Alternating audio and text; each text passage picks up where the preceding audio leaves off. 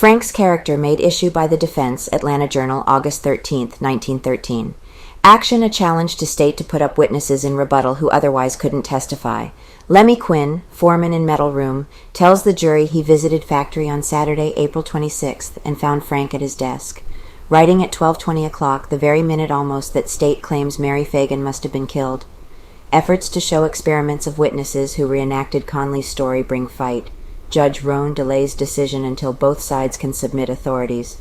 Dr. W.S. Kendrick declares, Dr. H.F. Harris was guessing in conclusions he gave about Mary Phagan's death. 3 schoolmate, friends of Frank tell of his good character.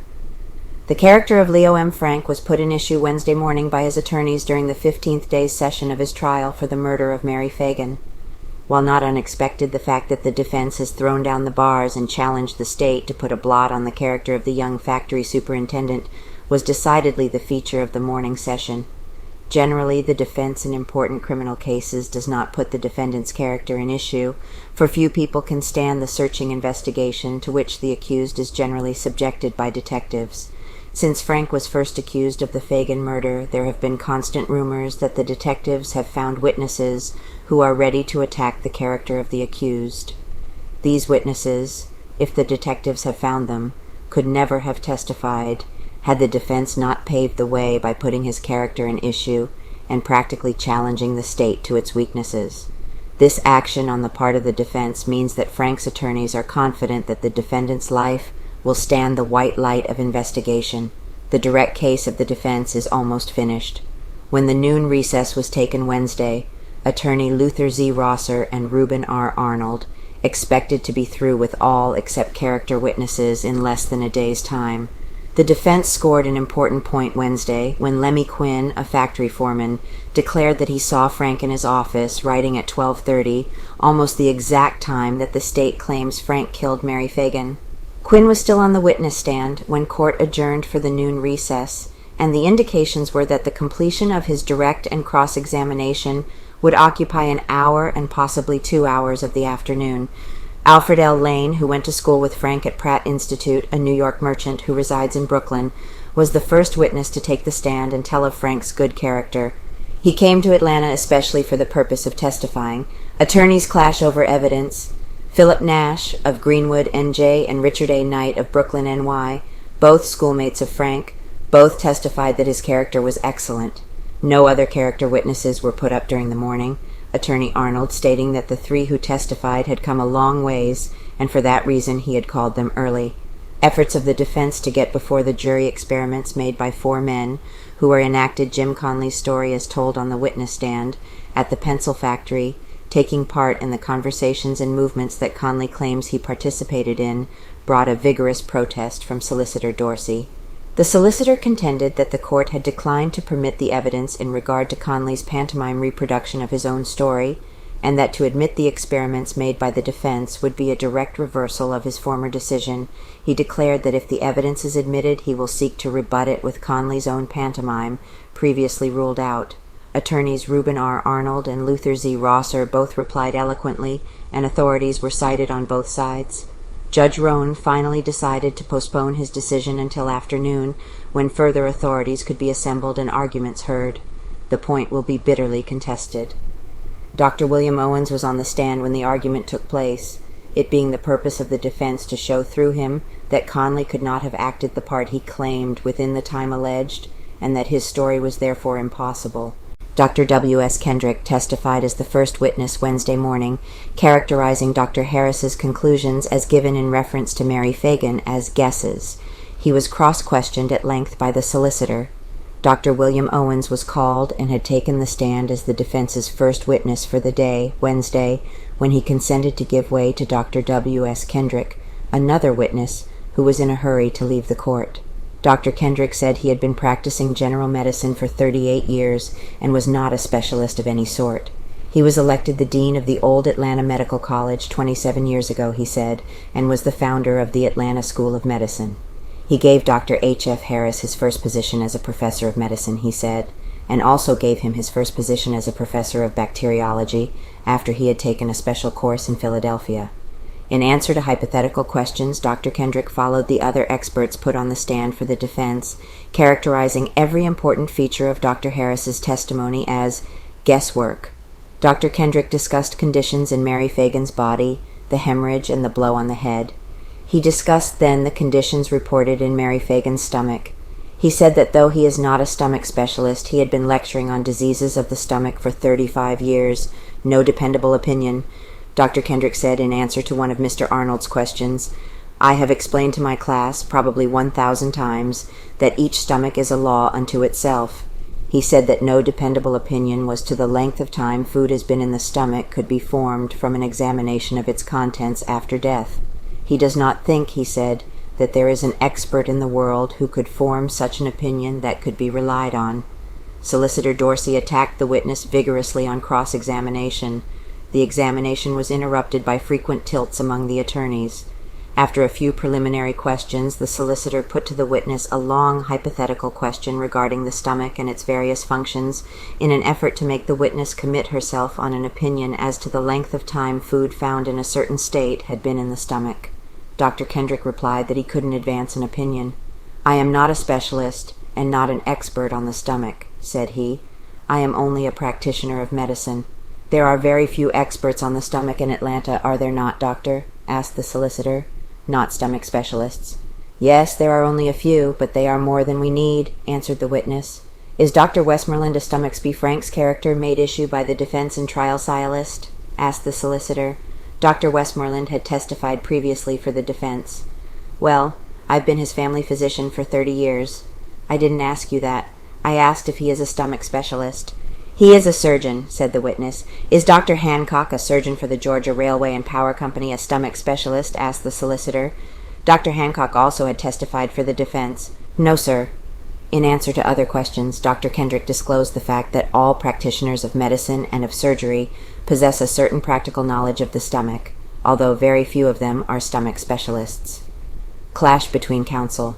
Solicitor Dorsey then put another hypothetical question, giving the conditions found in Mary Phagan's stomach and the report upon its contents, and asked Dr. Kendrick again if he could not venture some kind of opinion as to how long the cabbage had been in her stomach. Dr. Kendrick said he could not hazard such an opinion.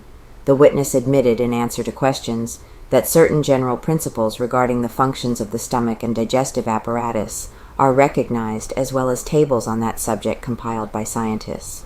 In answer to one of Solicitor Dorsey's questions, Dr. Kendrick retorted, "I can't digest cabbage at all, for instance."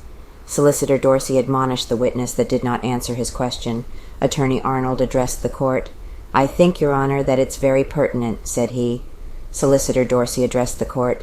"This man may be a dyspeptic. Probably he is," said the solicitor. Dr. Kendrick interposed. "No, sir." Attorney Arnold concluded by crying, "It's just his way of jumping on everybody who appears in this case." He said further that the witness was old enough to be Mr. Dorsey's father and his testimony should be credible, and Solicitor Dorsey retorted, "Yes, that's right."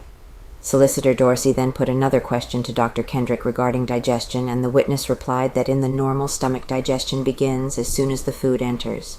There followed several questions of a technical nature, until Dr. Kendrick replied to one, "I don't know." Attorney Arnold interrupted, "He says, Your Honor, that he's not a laboratory man." "Yes, I know he does, and so do you. You've already got it in the record," said the solicitor. "Was Homer taught?" "Isn't it true, Dr. Kendrick," asked the solicitor, "that Homer excelled all the men who taught him?" Attorney Arnold turned around to Mr. Dorsey. "Nobody never taught him," said he, referring to Homer. There followed a little side debate as to whether Homer had any teachers or not. The solicitor contended that history said Homer had 3,000 teachers, and that finally he grew wiser than all of them. "It's true, isn't it, doctor, that students sometimes excel the master?" "Yes," answered Dr. Kendrick. "The progress of digestion is not complete until hydrochloric acid is found in its free state in the stomach. Is that correct, doctor?" "Yes, I have taught that." "When the descending scale begins, the process of digestion is complete, isn't it?" "I don't know as to that." "Isn't it true that free hydrochloric acid means that digestion is finished?" "It is reasonable to say so, yes." "When you find undigested food and a small degree of hydrochloric acid, it means that digestion is hardly complete, doesn't it?" "Yes." "It is an irresistible conclusion, isn't it, doctor?" "Well, I should say it was the general rule." "You would be obliged to come to that conclusion, shouldn't you, doctor?" "Each stomach a law." "Well, I don't know. As I have said, each stomach is a law unto itself. I personally wouldn't eat cabbage at all because it makes me sick each time I eat it. Well, I guess a Welsh rarebit would make you sick too, wouldn't it, Doctor? I never saw a Welsh rarebit. Laughter in court. There are certain fundamental principles that govern the stomach, aren't there? Yes, I should say so, but I still say that every stomach is more or less a law unto itself. There are 4 stages of digestion, aren't there? I am not a stomach specialist. I haven't read anything on digestion in 10 years. How long does it take an ordinary stomach to digest turnips? I never tested it. You don't mean to say you try every principle of medicine on yourself, do you? No. Well, you do know how long it would take to digest one word illegible in an ordinary stomach, don't you?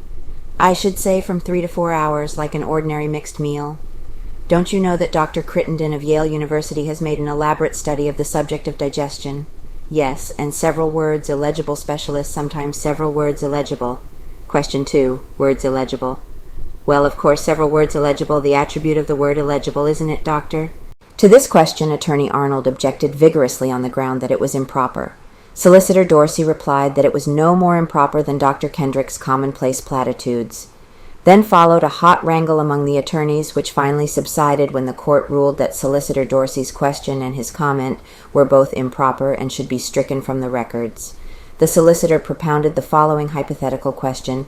Suppose a child about 13 or 14 years old ate cabbage around 11:30 o'clock in the morning.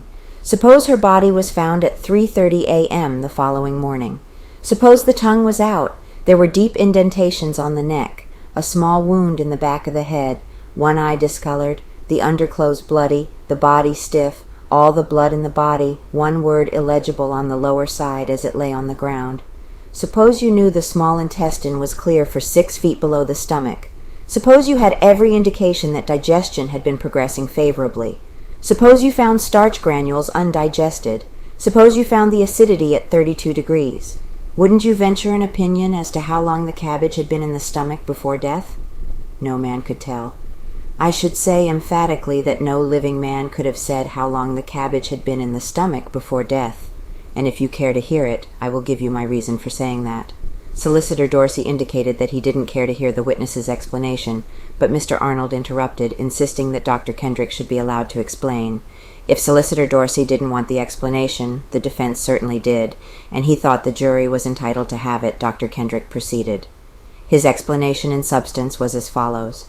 That taking the case of Mary Phagan, for instance, if in 30 minutes after she ate her cabbage and bread she was alarmed by something, digestion would have been almost completely arrested.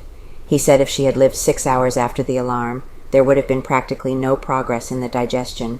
He said that he had frequently had patients whose digestion had been arrested by violent emotions, or some things by violent heat in summer, and he had found undigested food in their stomachs from 10 to 24 hours later. Dr. Kendrick declared, in answer to other questions, that he would consider himself the greatest surgeon living if he could examine a body 10 days after death and get any definite idea as to how long after eating a certain meal the person died. He declared that he did not believe it was possible to tell anything accurate even in 2 or 3 days.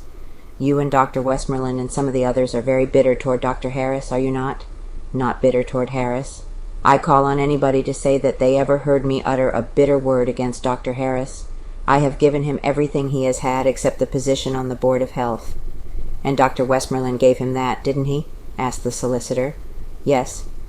And Dr. Harris has still got it, hasn't he? Asked the solicitor. Yes. Attorney Arnold examined the witness again and exhibited the cabbage taken from Mary Phagan's stomach. Leaving out the acid and things like that, said he, this cabbage looks like it had hardly been chewed at all, doesn't it? Yes. Hard to digest. Cabbage chewed no more than that would be terribly hard to digest, wouldn't it? It certainly would. Dr. Kendrick, you say every stomach is a law unto itself? True or false? I've been teaching that for many years. Mr. Arnold asked the witness about laboratory men or chemists. Dr. Kendrick replied that he had a young man who had been practicing only 18 months, whom he considers as good as anyone else for chemical analyses of the stomach.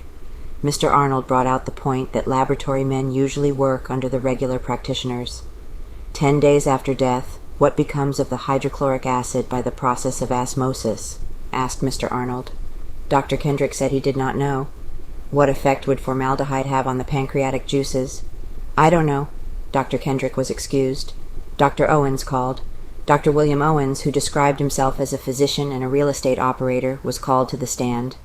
"Did you make certain tests at the National Pencil Factory to determine—" "We object," said Solicitor Dorsey. "Wait till you've heard the question," said Mr. Arnold. "Oh, I know what it will be," said Mr. Dorsey, "and I object right now." Mr. Arnold addressed the court. "Your Honor, we want to show that these gentlemen have gone through certain movements and have made certain conversations, following verbatim conversations which Conley alleged to have occurred and movements which he claimed to have made. They've used the same steps, the same elevator, the same metal room, in the same building. What is the difference between that and testimony given by the expert accountants on the financial sheet?" Solicitor's objection. "This is not an expert matter," said Mr. Dorsey. "Your Honor recently ruled out evidence that we tried to put in as to the time it took Jim Conley, one of the real actors in this matter, to go through the movements and conversations which he described. And now these gentlemen want the jury to hear the details of this farce which these others have gone through. I say that it is thoroughly inadmissible." "Well, put your question so we can see," directed Judge Roan. Mr. Arnold addressed the witness. "You have gone through certain movements at our request in the National Pencil Factory, have you not?" "Well, I just kept the time and followed along," said the witness. "Who was with you?" "A Mr. Wilson, who I think is with the Express Company, Mr. Brent and Mr. Fleming." "What did you carry?"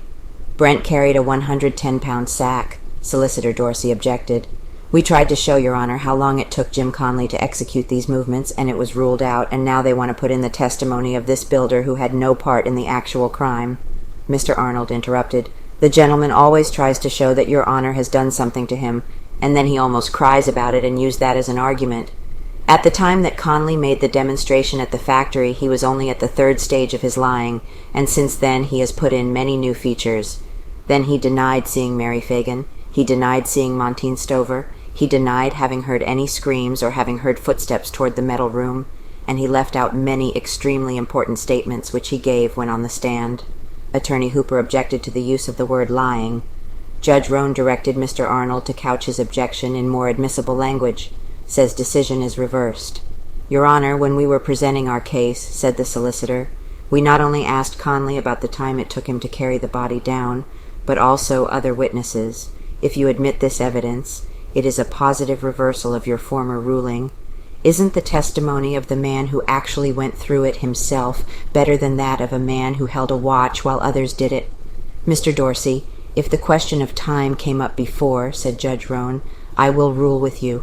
I don't remember that the time came up, though." "Well, if it does go in, we will expect to bring it up again in rebuttal, Your Honor. You will be called on again to pass on the admissibility of this evidence."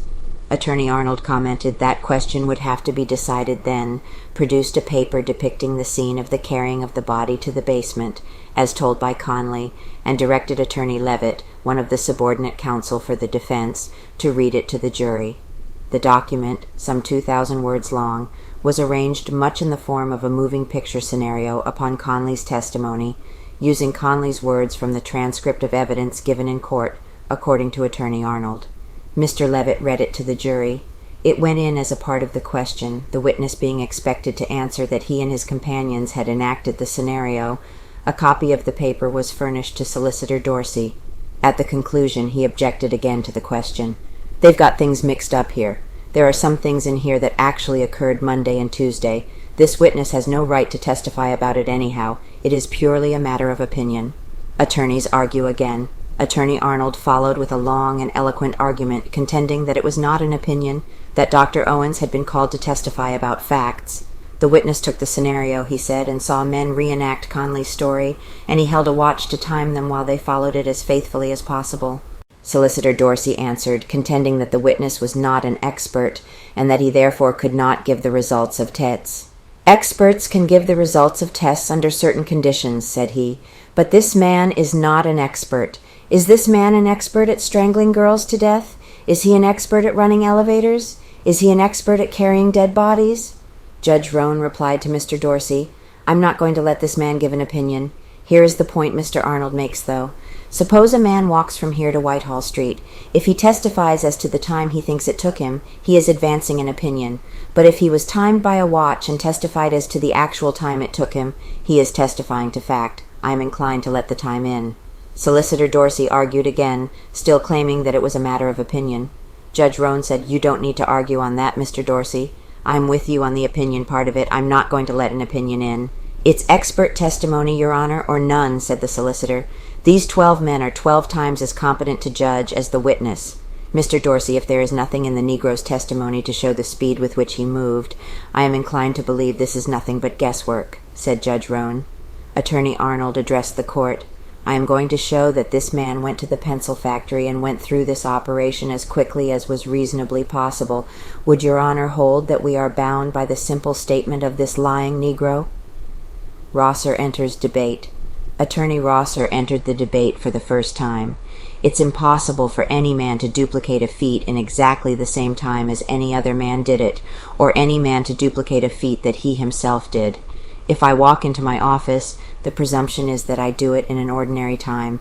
In the law of experimentation, it is assumed that it took a man an ordinary time to do anything." He concluded by saying, "We only want to show with approximate accuracy the length of time of this operation, and leave it to the jury to decide just how accurate it is." Solicitor Dorsey challenged the attorneys for the defense to produce any authority in support of their contention. He declared if their proposition was being urged by anyone of less than their well-known and recognized ability, the court would not consider it for a moment. To this, Judge Roan replied that he had no more respect for their ability than for any other lawyer's ability. He said he was going to decide the question as nearly as he could according to the law. Decision deferred. Solicitor Dorsey based his argument on the ground that a non-expert witness cannot testify as to the result of experiments made out of court. He read several decisions in support of that contention. Attorney Arnold took the decision on which Solicitor Dorsey laid particular stress and read a little further down and made it appear in support of his contention, where the decision said that an act or a series of acts may be reenacted under practically the same circumstances as sworn to in court and the results testified to. After arguments on both sides had proceeded for several minutes, and the attorneys on both sides continued sending for authorities, Judge Roan suggested that the witness be excused until the afternoon, that the attorneys in the meantime assemble their authorities and finish their arguments at a time to be agreed on during the afternoon session. Dr. Owen said that it would be convenient for him to return during the afternoon, and the judge's suggestion was agreed to by both sides. Dalton attacked again.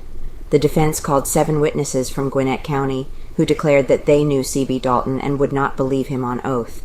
Only 1 or 2 of them were cross-examined, admitting that it had been a number of years, about 15, since they knew Dalton. In each instance, Mr. Arnold asked on the redirect examination if the witnesses, though his character had improved upon his own admissions, the witnesses replying that they did not think it had. The witnesses were A.O. Nix, an attorney of Lawrenceville, who testified that Dalton had been tried in the city court of that place for stealing, Samuel Craig, a farmer who owns 500 acres of land, B.L. Patterson, another farmer who owns 700 acres, Robert Craig, farmer, T.L. Ambrose, a merchant and farmer, and J.P. Bird, merchant. The attack on Dalton's character was followed by character witnesses for Leo M. Frank, the accused. Character put in issue. Alfred L. Lane of Brooklyn, N.Y., a merchant in New York City, was the first witness. He said that he had known Frank for 15 years. He said that from 1898 to 1902, they were associated intimately in Pratt Institute. Solicitor Dorsey interrupted, declaring that he did not see the relevancy of the questions unless the defense was putting the defendant's character at issue. "That's exactly what we are doing," said Mr. Arnold. The witness continued that he did not go to Cornell with Frank, but saw him there. Asked the formal questions as to the defendant's character, the witness replied, "Good," with emphasis. He was not cross-examined by the solicitor. Mr. Lane stated that he arrived in Atlanta at 5 o'clock Tuesday afternoon to testify for Frank. Philip Nash was called. He testified that his home is in Greenwood, N.J., and that he is a clerical engineer for the New York Telephone Company. "Did you come to Atlanta to testify in this case?" asked Attorney Arnold. "I did."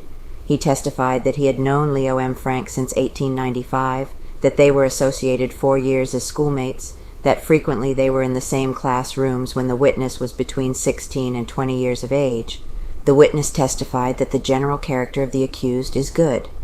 Richard A. Knight of Brooklyn, N.Y., stated that he is a consulting engineer with an office of his own. He testified that he had known Frank 6 years while going to school with him at Pratt Institute in Brooklyn and at Cornell, that he was in the class ahead of Frank at college, that his reputation was good. With these three character witnesses, the defense dismissed that subject for a while. Attorney Arnold stating that the three had come a long way to testify and that he did not wish to hold them any longer than was necessary. EX office boy called. The defense next called Frank Payne, age 16, formerly an office boy employed by the National Pencil Company. He testified that he severed his connection with the factory 8 or 10 months ago and that he is not working now nor going to school. "Do you remember last Thanksgiving Day?" asked Attorney Arnold. "Yes, sir." "What kind of a day was it?" "There was snow on ground." In answer to further questions, he said that he worked for the pencil company until about 3 weeks after Thanksgiving, and that he had worked for them 2 or 3 weeks before Thanksgiving, a total of about 6 weeks in all. He testified that Herbert Schiff had sent him upstairs to work in the box room on that day. "Where were Frank and Schiff when you were given these instructions?" "In the office." "What did you do on the 4th floor?" "Moved some boxes." "Who was there with you?" "Jim Conley." "What time did you leave?" "About 11 o'clock. "Conley left at 10:30. "What time did Conley go?" "About 10:30 o'clock. "Did you go down to Frank's office when you left there?" "Yes, sir." "Were Frank and Schiff in there?" "Yes, sir." "What time did you leave the building?" "About 12 o'clock. "Did you see a Negro in the hallway as you went down the stairs?" "No, sir." "On Saturday afternoons, when did you usually leave?" "Between 3:30 and 4 o'clock. "Did you ever know Frank to have any women in his office?" "No, sir, he never did." "Did you ever at any time see him buy drinks for any women?" "No, sir." The boy testified that when he left on Saturday afternoons, he always left Schiff and Frank in the office. He said in answer to other questions that his dinner hour was from 1 to 2 o'clock, and that Frank usually left for dinner about 12:30 or 1 o'clock and returned about 3 o'clock. "Where did you stay most of the time?" "In Mr. Frank's office." "Was Mr. Schiff there too?" "Yes." "Did they ever send you to Montag's in the morning?" "Yes, all the time." "How long did you stay?" 10 or 15 minutes. "What work was Jim Conley doing on the 4th floor on Thanksgiving Day?" "He was working all around up there." Frank Payne, the witness, was cross-examined by Attorney Hooper. "What was your work?" asked Mr. Hooper. "I was general office boy." "Were Mr. Frank and Mr. Schiff in the office all of the time?" "Yes." "When did you leave the employ of the factory?" 7 or 8 months ago." "Why did you leave?" "Because I got a better job." "You say you left on Saturday afternoons between 3:30 and 4 o'clock?" "Yes." "You say you left Mr. Frank there and Mr. Schiff?" "Yes." "You never went back there at night?" "No, sir." "Did you ever see any beer bottles around the office?" "No." "What time did you get there Thanksgiving morning?" "Between 1 and 3 o'clock." "Who was there when you got there?" "Mr. Holloway." "You say Jim Conley left the building about 10:30? "Yes." "What time did you leave?" "About 11 o'clock. "Did you come back?" "No." "Then you don't know whether Jim came back or not?" "No." "You are not certain he left the building at all, are you?" "I see him go downstairs." This closed the cross-examination. Quinn testifies. Lemmie Quinn, foreman of the metal department of the National Pencil Factory, was called next by the defense. Quinn greeted the accused with a smile as he took the stand. He was questioned by Mr. Arnold. "Where do you work?" "At the National Pencil Factory." "What do you do there?" "I am the foreman of the metal department." "Is that where Mary Phagan worked?" "Yes." "Is that where Mr. Barrett works?" "Yes." "Do you recollect Memorial Day, April 28th, 1913? "Yes." "Was the factory running that day?" "No, it was a holiday." "Do you recollect when Mr. Barrett claims to have found the blood spots in the hair?" "Yes." "Did he point them out to you?" "Yes." Talked of reward. "Did Mr. Barrett ever make any statements to you as to the reward if Mr. Frank should be arrested?" "Yes, he mentioned it to me several times." Solicitor Dorsey objected. Judge Roan overruled him. "What statements did he make to you in regard to the reward?" "He asked me if Frank was arrested and didn't know whether they could or not." "Reward?" "I told him I was not a lawyer, know whether they could or not." "What sums, if any, did he mention to you?" "He mentioned $3,700 and $4,500. "How often did he mention the reward to you?" "I don't remember. It was so numerous that I can't recall them." Tells of blood spots. Quinn continued that he would not have noticed the blood on the metal room floor unless his attention had been called to it. At this point, Attorney Arnold asked his associate counsel if they had in court the planks taken from the metal room and the machine lathe, and when informed that they had not, he said that they be sent for. Quinn said that he couldn't tell whether the blood was fresh or old. "Do people often get hurt in the factory?" asked Mr. Arnold. "Every once in a while somebody gets his hand hurt." Do you remember a fellow named C.P. Gilbert being hurt? Yes. About a year ago an emery wheel flew off and struck him in the forehead. Did he bleed profusely? Yes, very. What was done with him? First he was carried to the dressing room that I use, and then he was taken to the office, and finally to an ambulance. Did he have to pass right by this spot where the blood was found? Yes. And he was bleeding very much? Yes. Didn't a boy get his hand badly cut on that floor? Yes, that was some time after Gilbert was hurt. And he had to go by that spot to get to the office? Yes. And you saw his hand bleeding? Yes. Was this boy's cut so bad that he had to be taken to the hospital? Yes, he went to the Atlanta hospital. Did you ever notice blood around the women's dressing rooms? I don't remember seeing any. You have a number of women working there, haven't you? Yes, about 100. Did you see the white stuff over the stain? Yes, but I don't know what it was. There is a white substance up there that you use, isn't there, and it often gets scattered, doesn't it? Couldn't identify hair. The witness replied yes, and in answer to another question said he had never known of the floor of the factory being scrubbed. He continued that only 5 or 6 hairs were found on the lathe, and that he, Quinn, could not tell the color. He said that Mary Phagan had worked in his department since Christmas, and that her hair was very much the same color as Magnolia Kennedy's. He often saw girls curling their hair at a jet about 10 feet from the lathe where the hair was found, said Quinn. The hair easily could have been blown that way, said he in answer to a question. He described Mary Phagan's appearance and said that he saw the body at the undertaker's. He last saw Mary on the Monday before the tragedy, he said, when she was laid off because they were out of certain material. Do you know Henry Smith? Asked Mr. Arnold. Yes. When did you get your pay for that week? Friday night. And when were you due to return to the office? Monday, as Saturday was a holiday. Visited factory at 12:30. The attorney had the witness go into a detailed description of his movements on Saturday. Quinn said that he arose at 7 o'clock and went to town with his wife and baby to have the baby's picture taken. He was at the photographer's at 10 o'clock by appointment. Leaving the photographer's, he walked by the Globe Clothing Company's place, by Wolfsheimer's Market and a soda fountain, then returning to his residence at 31B Pulliam Street. He left home about 11:45, he said, going to Wolfsheimer's Market, making the trip by Pulliam, Garnet, and Whitehall. He made a number of purchases and ordered the packages sent home. He had hurried to reach the market by 12, thinking that they might close, he said. From the market he went to Benjamin's Pharmacy, and was there at about 12:10 o'clock. He went from there to the pencil factory, as he often did on holidays, he said. One of the purposes of his visit, he said, was to see Schiff. He did not find the street door locked. He did not see Mary Phagan, Montine Stover, or Jim Conley.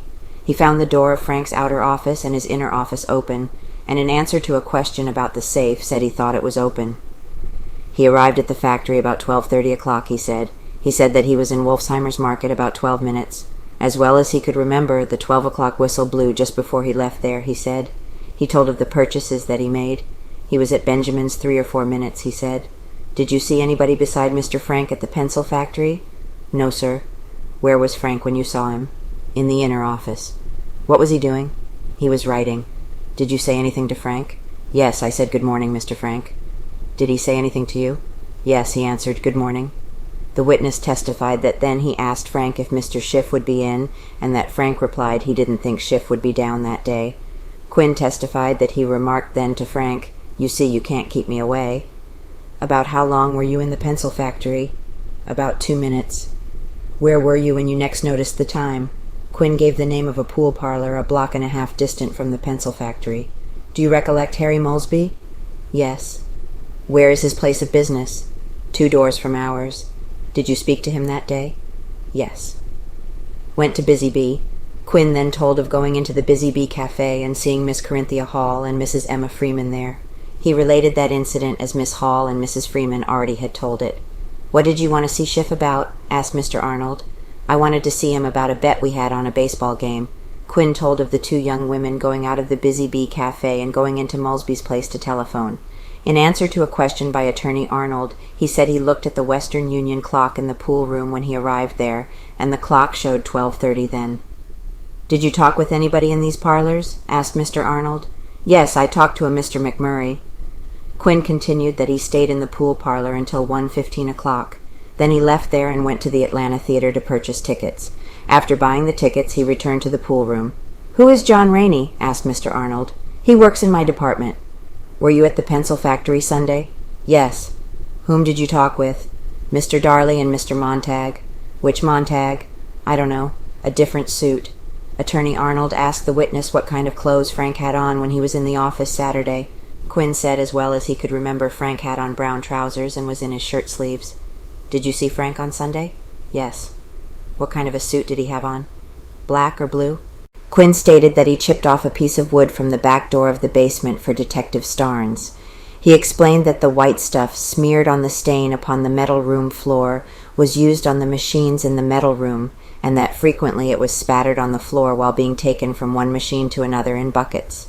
Did you see Mr. Frank on Monday? Yes, I saw him Monday afternoon. What suit did he have on then? A brown suit, as well as I can recollect. At this point, Attorney Arnold directed the witness's attention to the diagram of the pencil factory tendered by Solicitor Dorsey. Quinn pointed out on the diagram his department. Attorney Arnold indicated no 7 inches on the diagram and asked, "Is this the place where Barrett pointed out the blood to you?" Yes. Saw no blood Monday. Did you see any blood near the lathe or under the lathe on Sunday or Monday? No. Did you see anything that looked like where blood had been washed or smeared over? No. Did you see any hair on the running lathe? No, sir. Is the floor dry near the ladies' dressing room? Yes, sir. Did you ever see any blood there?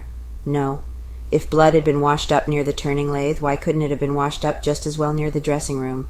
Solicitor Dorsey objected to the question and was sustained by the court. Attorney Arnold smilingly remarked that it was a conclusion, but such a good one that he could not resist the temptation to ask the question. Does this diagram show anything of the Clark Woodenware basement? Attorney Arnold referred to that rear portion of the first floor. No. Solicitor Dorsey contended that the diagram did show the door giving entrance to that portion of the building. At this point, court adjourned for lunch.